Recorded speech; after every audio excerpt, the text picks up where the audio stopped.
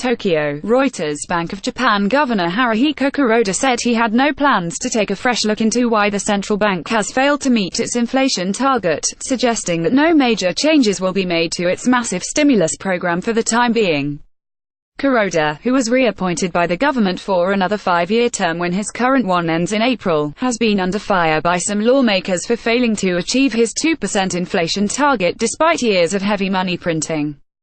Speaking in Parliament, Kuroda dismissed a proposal by an opposition lawmaker that the BOJ conduct a thorough assessment on why its price target remains elusive and whether improvements ought to be made in its policy framework.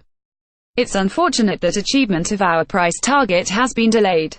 But thanks to the effect of our powerful monetary easing, Japan's economy is no longer in a state that can be described as deflation," Kuroda said on Monday. "Things are proceeding smoothly, so I don't have any plan at this stage to conduct another comprehensive review," he said, pointing to a steady recovery in the economy. Kuroda's remarks underscore the reluctance shared within the BOJ on conducting another comprehensive assessment like that in 2016, which could trigger debate on whether the bank's framework needs tweaking and possibly spark another bout of global financial market volatility. Kuroda reiterated the BOJ's resolve to maintain its massive monetary stimulus with inflation distant from its target.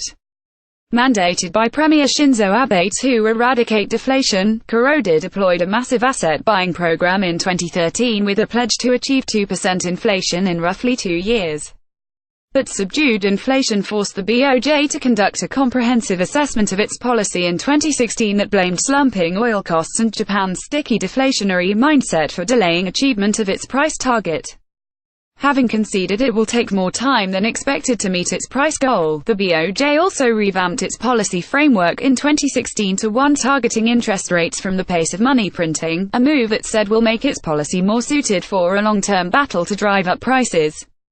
Japan's economy expanded at an annualized 0.5% in October to December, posting its longest continuous expansion since the 1980s boom, thanks to robust capital spending. But core consumer inflation stood at 0.9% in January, well below the BOJ's target, in a sign the strengthening economy has yet to prompt companies to raise prices.